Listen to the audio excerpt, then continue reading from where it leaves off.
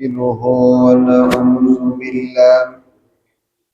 ونعوذ بالله من شرور أنفسنا ومن سيئات أعمالنا من يهدي الله فلا مضل له ومن يضلله فلا هادي له ونشهد أن لا إله إلا الله وحده لا شريك له ونشهد أن سيدنا وحبيبنا ومولانا محمدا عبده ورسوله الذي أرسله بالحق بشيرا ونذيرا وداعيا إلى الله بإذنه وسراجا منيرا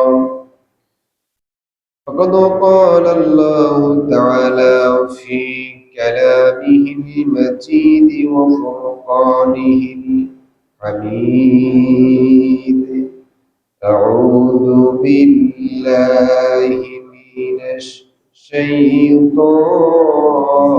الرجيم بسم الله الرحمن الرحيم إن الله وملائكته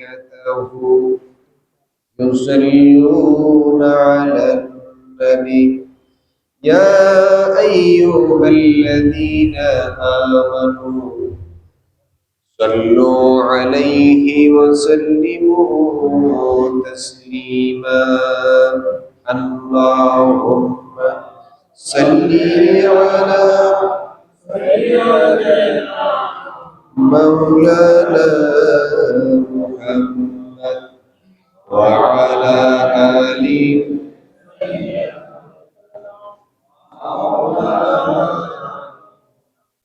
اللهم صل على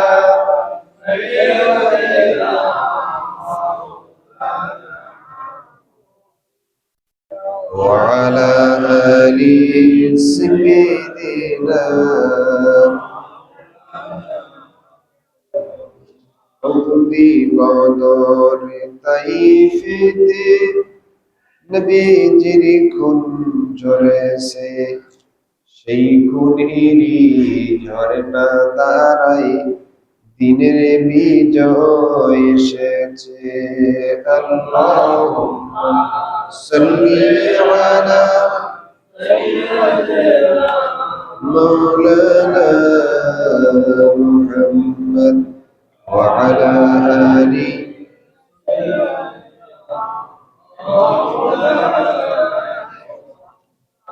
بلغ العلا بكماله كشف الدجى بجماله حسنت جميع خصاله مشرقي حب محمد مطلعي ديوان مطلعي خورشید شقاش سینه سوزن ما بلغ العلا بكماله كشف الدجى بجماله حسنت جميع خصاله سراج الملة تنير فقريد عالم بالباري مولاه شهيد الأنبياء نسخا والأديان في سره بلغ العلا بكماله كشف الهدى بجماله حسنت جميع خصاله صلوا عليه وآله রমজান মাসের শেষ জুমা দেখতে দেখতে মাহে রমজানের আজ ২৭তম দিন। রমজানের এই গুরুত্বপূর্ণ সময়ে আখিরে জুমায় আমরা আল্লাহর ঘরে শামিল হয়েছি। আল্লাহ সুবহানাহু ওয়া তাআলার দরবারে তার শেখানো ভাষায় সকলে বলছি আলহামদুলিল্লাহ। রমজান যে বার্তা নিয়ে এসেছে, রমজান যে রহমত নিয়ে এসেছে, মাগফিরাত এবং নাজাত নিয়ে এসেছে, সেই সময় আর মাত্র ২ থেকে ৩ দিন আমাদের সামনে বাকি আছে। নবী করিম সাল্লাল্লাহু আলাইহি ওয়াসাল্লামের সেই কথা, সেই হাদিস আবার স্মরণ করাই দিচ্ছি। যারা রমজান মাস পাওয়ার পরেও তার অপরাধ, তার ভুল, তার পাপ আল্লাহর কাছে ক্ষমা করে নিতে পারে নাই, তাদের উপরে আল্লাহর লানত, তারা বাঁচার কোনো উপায় থাকবে না। সেই জন্য যে সময়টুকু আছে আমরা অত্যন্ত গুরুত্ব সহকারে বিনতি এবং বিনয়ের সাথে আল্লাহ সুবহানাহু ওয়া তাআলার দরবারে নিজেদের ভুলের জন্য ফিরে আসার ক্ষেত্রে তওবা করে ফিরে আসব। এবং যেই জন্য কোরআন এর কারণে এই রমজানের সম্মান বেড়েছে, কোরআনের জন্য এত আয়োজন, সেই কোরআন যেন আমরা মানি, অনুসরণ করি, আল্লাহ যেন তৌফিক দেন। কোরআন যদি অনুসরণ করা না হয়, কোরআন যদি মানা না যায়, তাহলে গুনাহ মাফের কোনো জায়গা হবে না, সুযোগ থাকবে না। আমরা আমাদের জীবনের সমস্ত যে কাজগুলি আমরা করি, সেই কাজগুলি দুনিয়ার লাভের জন্য করে থাকি। পরকালের লাভের চিন্তা আমাদের কাছে খুবই ক্ষীণ, খুবই দুর্বল। দুনিয়ার লাভ, দুনিয়ার হিসাবটা আমাদের কাছে খুবই প্রাধান্য পায়। কিন্তু একটা সময় এসে দেখা যায় দুনিয়ার হিসাবটাই আমাদের কাছে আর থাকে না, পরকালের হিসাবটাই আমাদেরকে নিয়ে ফিরে যেতে হয়। এই রমজান যেই সুগম বার্তা নিয়ে এসেছে, আল্লাহর রহমত কিভাবে অর্জন করতে হবে, মাগফিরাত কিভাবে পাওয়া যাবে, আর রহমত এবং মাগফিরাতের মাধ্যমে কিভাবে নাজাত পাওয়া যাবে, জাহান্নাম থেকে মুক্তি পাওয়া যাবে, সেই শিক্ষাটাই দেয় এই রমজান। তো সদকাতুল ফিতর, যাকাত, ইতিকাফ, রমজানের ফাজাইল, তিলাওয়াত, জিকির, এই সব কিছু সম্পর্কে যতটুকু সময় ছিল এর মধ্যে কথা হয়েছে। এখন কথা হবে এই রমজান মাস যে চলে গেল, আর মাত্র ২ থেকে ৩ দিন সময় আছে।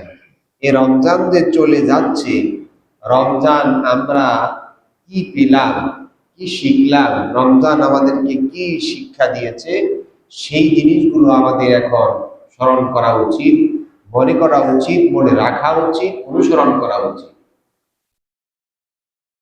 আল্লাহ সুবহানাহু ওয়া তাআলা কোরআন কারীমের মধ্যে বলেছেন, কুতিবা আলাইকুমুস সিয়াম কামা কুতিবা আলাল লাযীনা মিন ক্বাবলিকুম, রোজা ফরজ করা হয়েছে তোমাদের উপরে যেমন ফরজ করা হয়েছিল তোমাদের আগে সমস্ত জাতি এবং তার নবীদের উপর, লাআল্লাকুম তাত্তাকুন, যাতে করে আল্লাহকে ভয় পাও তোমরা। এই বিষয়ে কথা হয়েছে। আর এই শিক্ষা, এই তাকওয়ার উপরেই রমজানের মূল শিক্ষা। শুধু তাদের উপরে রোজা ফরজ করা হয়েছিল আবহমান কাল থেকে। আল্লাহ সুবহানাহু ওয়া তাআলা বলেন, ওয়ালাকাদ ওয়াসাইনাল্লাযীনা উতুল কিতাবা মিন ক্বাবলিকুম ইয়াকুম আনিত্তাকুল্লাহ, তোমাদের আগে যত নবী আর তার উম্মতেরা এসেছিল সকলের উপরে আমি একটা দাওয়াত দিয়েছিলাম, আহ্বান ছিল, আমার কমন নির্দেশ ছিল, ইয়াকুম আনিত্তাকুল্লাহ, তোমরা আমাকে ভয় করো। সেই ভয়ের নমুনা হচ্ছে এই সিয়াম। এখন সিয়াম কেমনে আমাকে ভয় শিখায়? শুধু সাদিক থেকে সন্ধ্যা পর্যন্ত আমরা রোজা রাখছি, না এর থেকে কম রাখেন কেউ, দুপুর পর্যন্ত রাখেন কেউ? আসর পর্যন্ত কেউ রাখে? সবাই কোন সময় রাখে? সন্ধ্যা পর্যন্ত। এটা কার হুকুম? এটা কি আমাদের দেশের আইন না আল্লাহর আইন? এটা কি শরীয়তের আইন না মানুষের আইন? রাসূলুল্লাহ এইভাবে রাখেছেন, আল্লাহ আদেশ করেছেন, এই জন্য আমরা এইভাবে করি। এখন দেখুন, যারা মনে করেন, যারা বলেন যে 5 ওয়াক্ত নামাজ পড়লেই হলো, রোজা রাখলেই হলো, তাদের কাছে পাল্টা প্রশ্ন হলো, 5 ওয়াক্ত নামাজ, ফজরের নামাজ পড়তে যদি 10 মিনিট লাগে, যোহর লাগবে 20 মিনিট, আসর লাগবে 10 মিনিট, মাগরিব লাগবে 10 মিনিট, ইশা লাগবে 20 মিনিট, এই 20 মিনিট 30 মিনিট 1-1.5 ঘন্টা নামাজ পড়ার পরে আমার আরো থাকে প্রায় 22 ঘন্টা, 22.5 ঘন্টা থাকে না? তা আমি সেই 22.5 ঘন্টা কি ইবাদতের বাইরে না ইবাদতের ভিতরে? ইবাদতের ভিতরে। ইবাদত কি শরীয়তের ভিতরে হবে না বাইরে যাইলে হবে? শরীয়তের ভিতরে ইবাদতের বাউন্ডারি হচ্ছে বেদরমের হচ্ছেন মুহাম্মদ সাল্লাল্লাহু আলাইহি ওয়াসাল্লাম। তাকে অনুসরণ করে যা করবেন সবই ইবাদত। সবই কি ইবাদত। আর আল্লাহর নির্দেশ হচ্ছে ইয়া ইন্না আরদি ওয়াসিআতুন ফাইয়ায়া ফা'বুদুন। হে আমার বান্দারা, আমার জমিন বিস্তৃত সুপ্রশস্ত, যেখানেই থাকো আমার ইবাদত করো। এখন আল্লাহর ইবাদত করার জন্য শুধু মসজিদ নির্ধারিত জায়গা নয়, আল্লাহর ইবাদত করার জন্য শুধু মসজিদ নির্দিষ্ট জায়গা নয়, আল্লাহর ইবাদত সেখানে যেখানে আল্লাহর বান্দা আছে। এখন একজন রোজাদার নামাজ পড়ার পরে যখন মসজিদ থেকে বের হয়, ব্যবসা প্রতিষ্ঠানে যায়, তখন কি রোজা ছাড়ে? কোর্টে গেলে রোজা ছাড়ে? ব্যবসায় গেলে রোজা ছাড়ে? মাঠে গেলে, অর্থাৎ সে যা করে তার জীবন কর্ম পার্থিব জীবনের সব জায়গায় সে কি থাকে? রোজা রাখে। তার মানে কাকে ভয় পায়? আল্লাহ।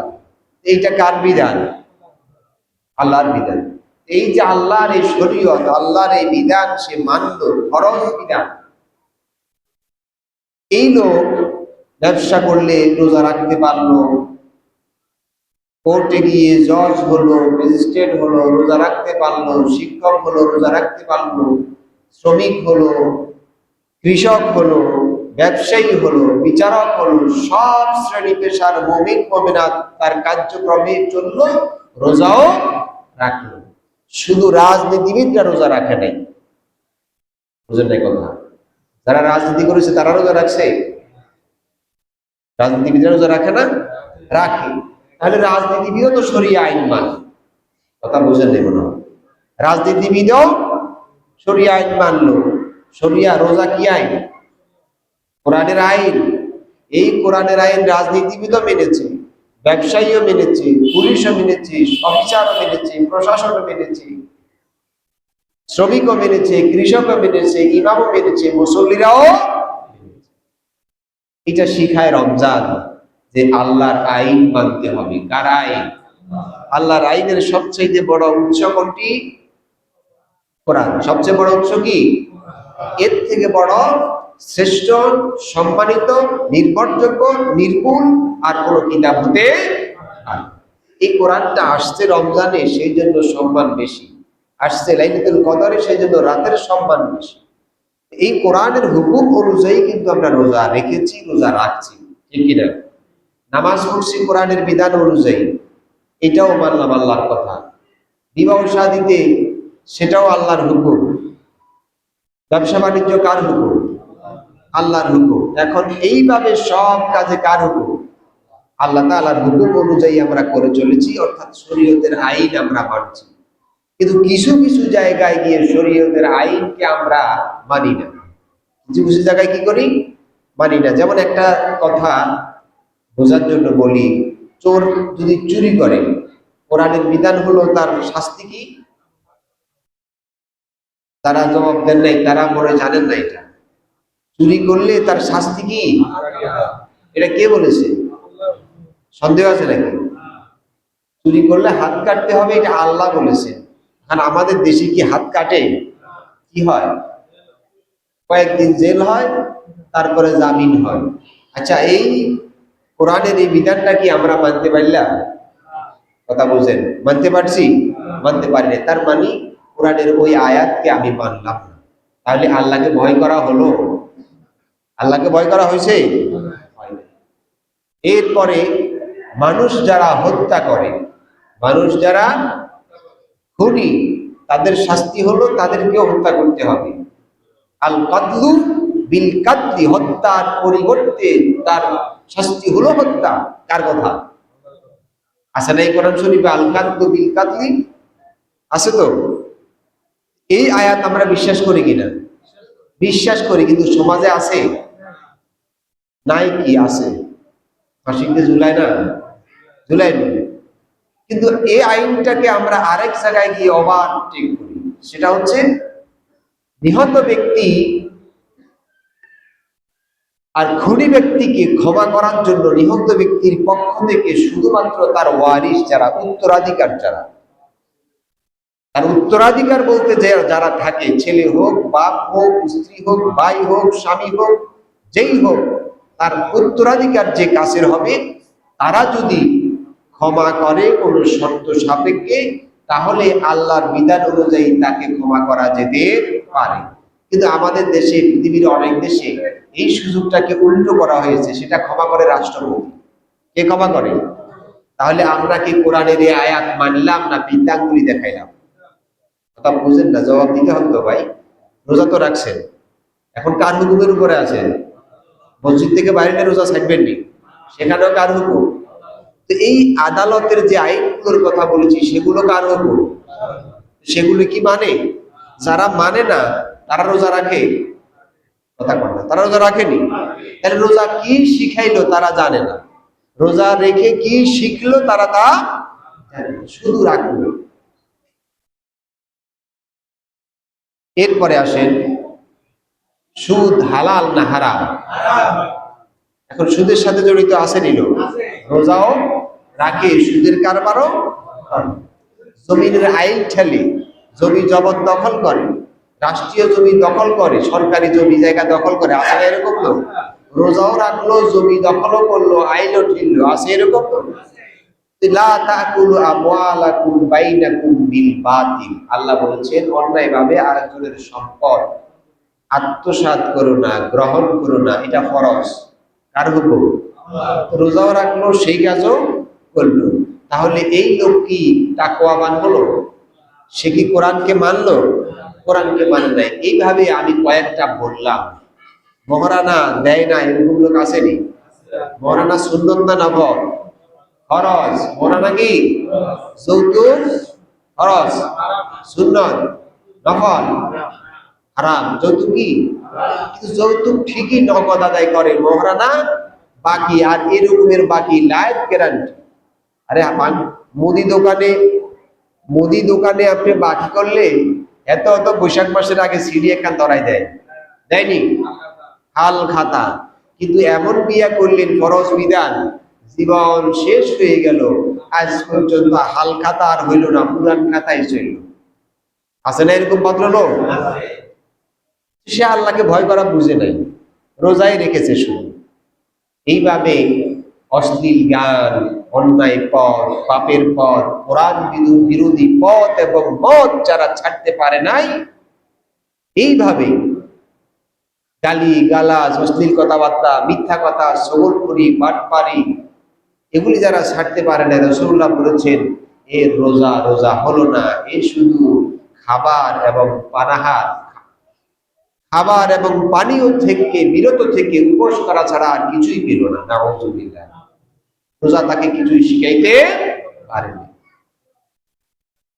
আমরা আজ খুব দুঃখ লাগে, কষ্টও লাগে এবং আফসোসও লাগে।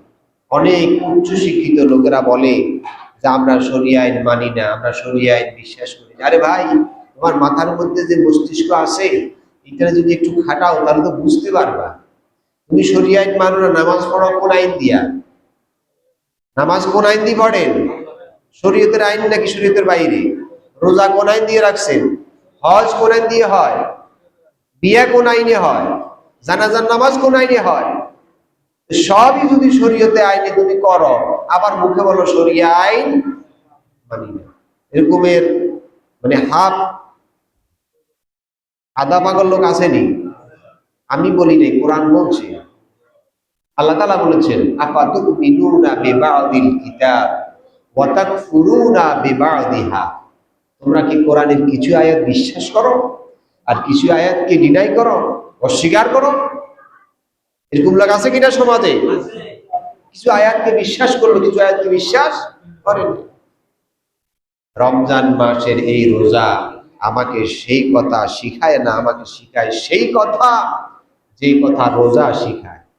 একটা লোক রোজা রাখলো, ব্যবসা করলো, চাকরি করলো, অর্থনীতি করলো, রাজনীতি করলো, সমাজনীতি করলো, কৃষক হলো, শ্রমিক হলো, সব জায়গায় রোজা তার শরীয়ত তার সাথে ছিল, কিন্তু কয়দিন পরে হঠাৎ করে এসে বলে আমরা শরিয়া আইন মানি না, শরিয়া আইন বিশ্বাস করি না। নাউযুবিল্লাহ। কারণ শরিয়া আইনের মূল উৎস কি? কেউ যদি কোরআন শরিয়া আইন মানি না বলে, তাহলে সে অস্বীকার করেছে কোনটা? পুরা কোরআনকে সে অস্বীকার করে নাই, কিছু কিছু তাদের কথায় আল্লাহ তাআলা বলেছেন আফাতুমিনুনা বিবাদিল কিতাব, আমার এই কোরআনের কিছু কথা কি অস্বীকার করো, ওয়া তাকফুরুনা বিবাদিহা, কিছু বিশ্বাস করো কিছু অবিশ্বাস করো। এইটা করা যাবে না। এটা যারা করবে এই রমজানে, এই রোজায়, তাদের জন্য কোনো উপকারে আসবে না। আল্লাহ তাআলা বলেছেন ওয়াত্তাকুল্লাহাল্লাযী ইলাইহি তুহশারুন, আল্লাহকে ভয় করো, যেই আল্লাহর দরবারে কিয়ামতের দিন তোমাদের সবাইকে উঠতে হবে।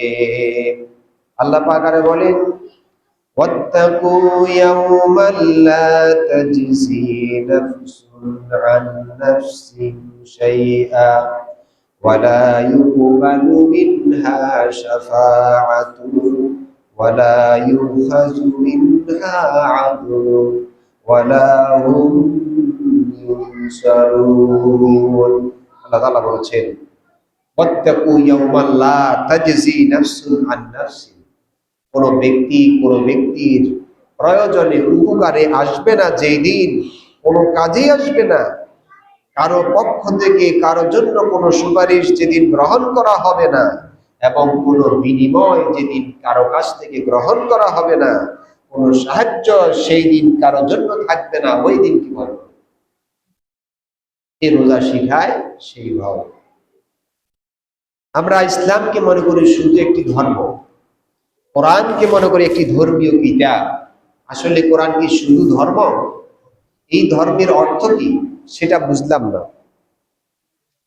রাসূল করিম সাল্লাল্লাহু আলাইহি ওয়াসাল্লামের কাছে যখন কোরআন আসলো ধীরে ধীরে, তখন মানুষেরা কোরআন বুঝেছে, কেউ বুঝে কোরআন গ্রহণ করেছে, জীবনে ধারণ করেছে, আর কেউ বুঝে কোরআনের বিরোধিতা করেছে।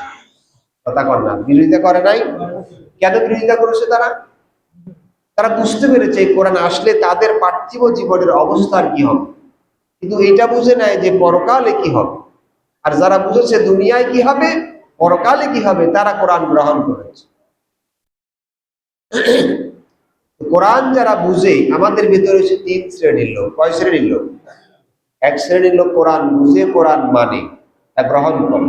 এক শ্রেণীর লোক কোরআন বুঝে না, কিন্তু কোরআনকে অস্বীকার করে না। আর এক শ্রেণীর লোক আছে কোরআন যদ্দূর বুঝে, ঠিকই বুঝে যে তার সব বাদ যাবে। সব কি করবে? বাদ যাবে, এগুলি কাজে আসবে না। এই শ্রেণীর লোকগুলি আমাদের মতো, দেখতে চলাফেরা আমাদের মতো, কিন্তু বাজারে গিয়ে যখন বেচা কেনা করবেন তখন টের পাবেন, সালিশের জন্য যাবেন যখন তখন টের পাবেন, অফিসে যখন যাবেন তখন টের পাবেন। এই লোকগুলি কোর্টে যখন যাবেন এই লোকগুলি তখন টের পাবেন, থানায় যখন যাবেন সেখানে কিছু লোককে এরকম টের পাবেন। আমি উদাহরণ দেওয়ার জন্য বলি, 1000 টাকার একটা জাল নোট আর আসল নোট, দুইটা দেখতে কি রকম? দুইটা দেখতে কি রকম? একই রকম। সাধারণ চোখে সাধারণ মানুষ এটা কোনোভাবে শনাক্ত করতে পারবে না। এরা হচ্ছে আসলে জাল নোট। মুসলমান হিসাবে আসল মুসলমান, এরা জাল, এরা নকল। যাদের সম্পর্কে আল্লাহ তাআলা বলেছেন কিছু মানো কিছু মানো না। এরা জানে যদি এটা সত্যভাবে আমি মানি তাহলে আমাকে আবার নতুন করে এক রাস্তায় আসতে হবে। আমার যে টাটকা টাটকা সুখ, আমার যে সুবিধা, আমার যে যশ খ্যাতি, এই আউটসোর্সিং, আমার যে ইনকাম মোটা অঙ্কের, এগুলি আমার টিকবে না, থাকবে না। এই প্রেমে, এই ভালোবাসায়, দুনিয়ার এই লোভে অন্ধ হয়ে তারা কোরআনকে ডিনাই করে, কোরআনকে অস্বীকার করে, যেমন অস্বীকার করেছিল রাসূলুল্লাহর সময়ের অবিশ্বাস। তো রমজান মাসে কোরআন আসার পরেও যদি আমাদের এই সংশোধনী না আসে, রোজা রাখার পরেও যদি তাকওয়া শিখতে না পারি, আল্লাহকে ভয় করতে না পারি, এই রোজা রাখার অর্থ হবে শুধু অনাহারে থাকা, উপোস করা, না খায়া থাকা ছাড়া আর কিছুই হবে না। আল্লাহ আমাদেরকে বোঝার তৌফিক দান করুন। আল্লাহ তাআলা আনন্দ করতে বলেছেন। কি করতে বলেছেন? আনন্দ। রোজার মাসে এটা একটা আনন্দ। আল্লাহ পাক বলেন, কুল বিফাদলিল্লাহি ওয়া বিরাহমাতিহি ফাবিযালিকা ফালইফরাহু হুয়া খায়রুম মিম্মা ইয়াজমাউন। আল্লাহ পাক বলেন, আল্লাহর দয়া তার করুণা তোমাদের প্রতি সম্পন্ন হলো, এই জন্য তোমরা আনন্দ করো, আনন্দ চিত্তে উদযাপন করো। কারণ হচ্ছে আল্লাহ যে জিনিস তোমাদেরকে দিয়েছে এটা হলো পৃথিবীর সবচাইতে শ্রেষ্ঠ। পৃথিবীর সবচাইতে শ্রেষ্ঠ কি? কোরআন। শ্রেষ্ঠ কি? হুয়া খায়রুম মিম্মা ইয়াজমাউন। তোমাদের অর্জিত সমস্ত কিছুর চাইতে কোরআন হচ্ছে শ্রেষ্ঠ। এখন আমরা কি অর্জন করেছি? আমরা কত কিছু অর্জন করেছি যার শেষ নাই। জ্ঞান, বিজ্ঞান, প্রযুক্তি, সামরিক সকল খাতে আমাদের অর্জনের কোনো অন্ত নাই। সেই সাথে আমরা অর্জন করেছি সংবিধান। সারা পৃথিবীতে সংবিধান আছে রে? আছে। সেই সংবিধানগুলি কারা বানাইলো? মানুষেরা বানাইছে। কারা বানাইছে? মানুষেরা বানাইছে। সেই সংবিধানগুলি মানুষেরা বানায়, সেই সংবিধান রক্ষার জন্য মানুষ লড়াই করে, সময় দেয়, অর্থ অপচয় করে, রাজনীতি করে, সব কিছু জিহাদ করে।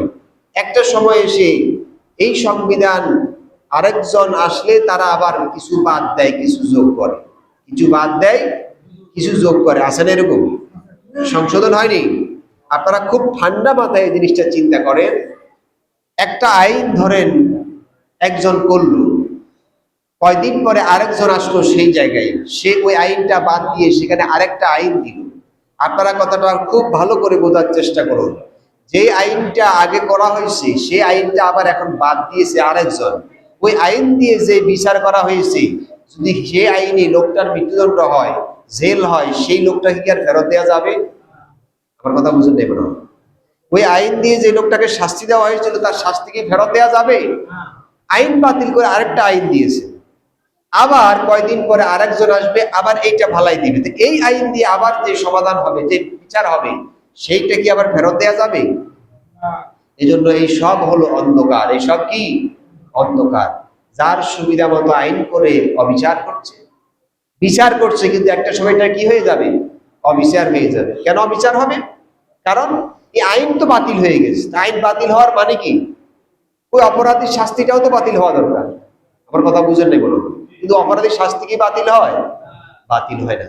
এই জন্য একমাত্র আইনের কিতাব এটা, যেভাবে এসেছে 1400-1450 বছর আগে, সেইভাবে আছে, এখনো থাকবে কিয়ামত পর্যন্ত। এখন আপনারা যদি মনে করেন যে আমরা শুনলাম এসব কথা, মানবো না মানবো তা আমাদের ব্যক্তিগত ব্যাপার, এটা ঠিক।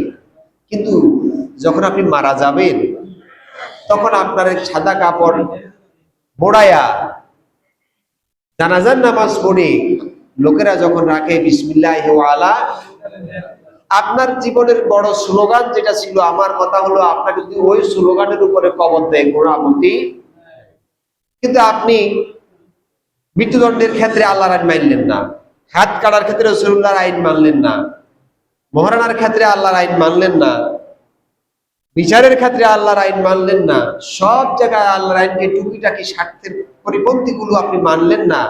মারা যখন গেলেন, লাশটা রাসূলুল্লাহর কাতারে, রাসূলুল্লাহর দলে কেমনে উঠাবে? মিল্লাতে রাসূল মানে কি? আপনার জাতীয়তা রাসূলের। রাসূলের মিল্লাতে উঠতে হলে কি হতে হবে?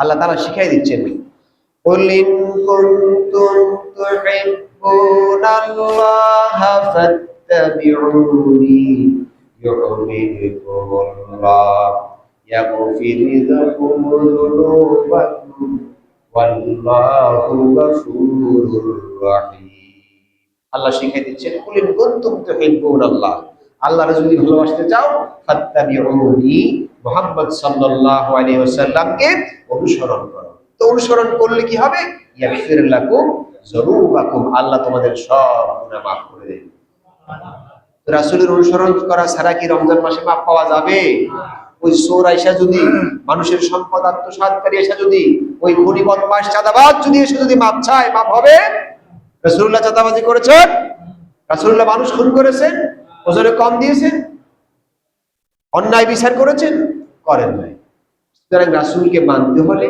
রাসূল যা করেছেন তাই করতে হবে আর তাই যদি করতে পারি তাহলেই আল্লাহর কাতারে আসা যাবে আল্লাহর ভালোবাসার পাত্র হওয়া যাবে রাসূলের অনুসরণ হবে তাহলেই রমজানের যে মুখ্য সময় নাজাতের এই সন্ধিক্ষণ আল্লাহর ওয়াদা রাসূলুল্লাহর ওয়াদা আল্লাহ আমাদেরকে মাফ করে দেবে কথা বুঝতেছেন কারো মনে কষ্ট নাই তো আমি কারো আঘাত দিয়ে তো বলি নাই কোরআনের কথাই বলেছি আল্লাহ আমাদেরকে বোঝার তৌফিক দিন রমজান চলে যাবে আমরা আবার আমাদের কাতারে থাকবো না কোরআনের কাতারে থাকবো রমজান চলে গেলে তাকওয়ার কাতারে থাকবো না শয়তানের কাতারে যাব আল্লাহ আমাদেরকে বোঝার তৌফিক দিন আমাদের জীবনের সকল গুনাহ মাফ করে দিন বিগত জীবনের কৃত ভুল পথ থেকে কোরআনের কাতারে শামিল হওয়ার তৌফিক দিন আজকে আখিরি জুমায় দোয়া হবে সুন্নতের পরে উনি দৌড় মারেন না যেখানে 40 জন মুমিন থাকে সেখানে একজন ইমানদার থাকে ইমানদার বুঝেননি